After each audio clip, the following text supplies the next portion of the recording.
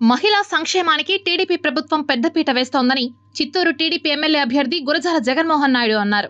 సోమవారం స్థానిక TDP party కార్యాలయంలో మహిళలతో ఆత్మీయ సమావేశం ఏర్పాటు చేశారు.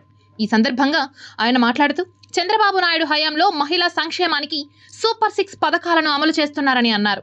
చిత్తూరు నియోజకవర్గంలో మహిళలకు అనుకూలమైన చిన్న మధ్య తరహా పరిశ్రమలను తీసుకొచ్చి వారు ఆర్థిక స్వావలంబన పొందడానికి అన్ని విధాలా అండగా ఉంటారని అన్నారు.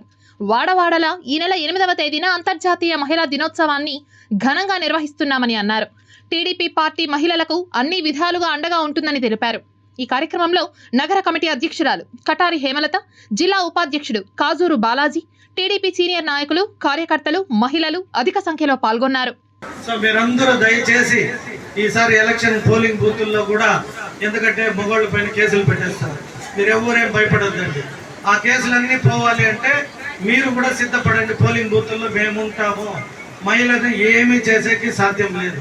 కాబట్టి మన మహిళా టీం అందరూ, అంటే చిత్తూరు పార్లమెంటరీ కావచ్చు, పట్టణం కావచ్చు, రూరల్ కావచ్చు, ఎవరైనా కావచ్చు, ఒక మంచి కమిటీని ఇంకా ఫామ్ చేసుకొని 100 మందికి ఒక నాయకురాలు లెక్క మీరందరూ తయారైతే 1,00,000 మంది మహిళా ఓటింగ్లో కనీసం తెలుగుదేశంకి 75,000 ఓట్లు మహిళలదే రావాలి.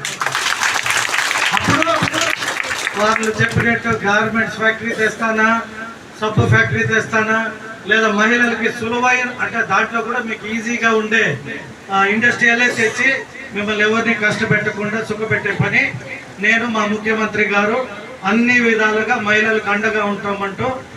ఇక్కడే కాదు, మున్సిపాలిటీలో కూడా నేను మున్సిపల్ మీటింగ్కి పోతే కూడా సుమారు 22 మంది మహిళలే ఉండేవాళ్ళు.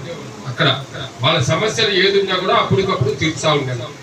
ఆ విధంగా చిత్తూరు నియోజకవర్గంలో డామినేషన్ మహిళలదే, గుర్తుపెట్టుకోండి. అంటే ఇది చంద్రబాబు రామారావు గారు, ఎన్టీ రామారావు గారు పెట్టిన రిజర్వేషన్ వల్ల వాళ్ళందరూ కూడా ఇక్కడ మరి ఆ పదవుల్లో ఉండేదానికి అవకాశాలు వచ్చింది.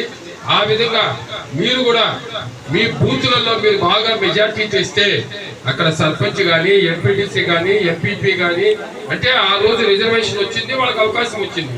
రేపు మీరు బాగా కష్టపడి వస్తే డెఫినెట్ గా మీకు కూడా మంచి అవకాశాలు వస్తుంది.